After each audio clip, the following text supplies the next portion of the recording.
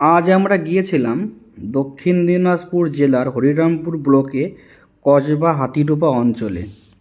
আমরা আজকে যে গাছটা দেখছি সেই গাছটা হচ্ছে শমীবৃক্ষ। এই গাছটা ঐতিহাসিক গুরুত্ব অপরিসীম।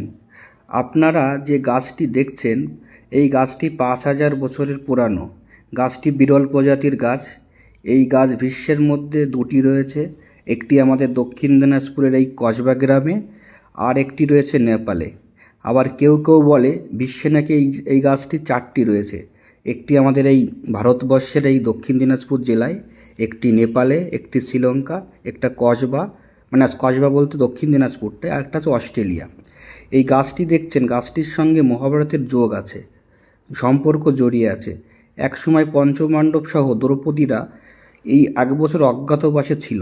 যারা আমরা মহাভারত দেখেছি বা পড়েছি যে ১২ বছর তারা বনবাসে ছিল, ১ বছর অজ্ঞাতবাসে ছিল। এই অজ্ঞাতবাসে থাকাকালীন বিরাট রাজার রাজধানী নাকি এখানেই ছিল। বিরাট রাজার রাজধানীতে এই পঞ্চপাণ্ডবরা ছদ্মবেশ ধারণ করে ছিল। ছদ্মবেশ থাকাকালীন এই গাছটার কুঠুরিতে অর্জুন তার তীরধনুক, ভীম তার গদা, যুধিষ্ঠির তার বল্লম, আর নকুল সহদেব তাদের অস্ত্র এই গাছটির কুঠুরির মধ্যেই রেখেছিল। এই গাছটির মধ্যে রাখার একমাত্র কারণ হচ্ছে এই গাছটি বিরল প্রজাতির। এই গাছটির এখানে অনেক ঝোপঝাড় ছিল, যাতে চিনতে সুবিধা হয়, তাদের অস্ত্রগুলো তারা পরবর্তীকালে উদ্ধার করতে পারে।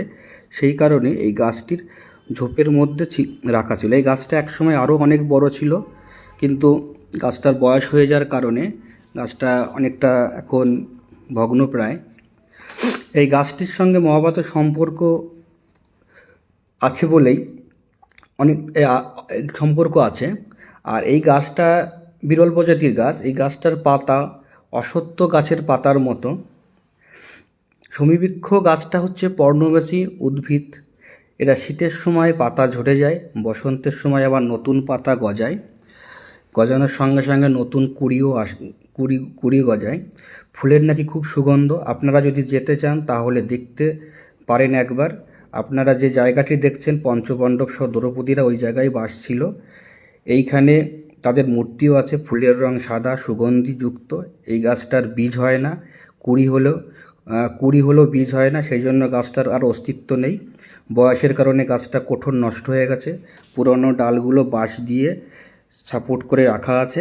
প্রশাসনকে বলবো এটাকে যেন ভালো করে রক্ষণাবেক্ষণ করুক, এবং আপনারাও আমাদের মতো এই ঐতিহাসিক স্থান এই শমীবৃক্ষটা একবার দেখে আসুন। দক্ষিণ দিনাজপুর জেলার হরিরামপুর ব্লকে কসবা হাতিডোবা অঞ্চলে এই গাছটি অবস্থিত।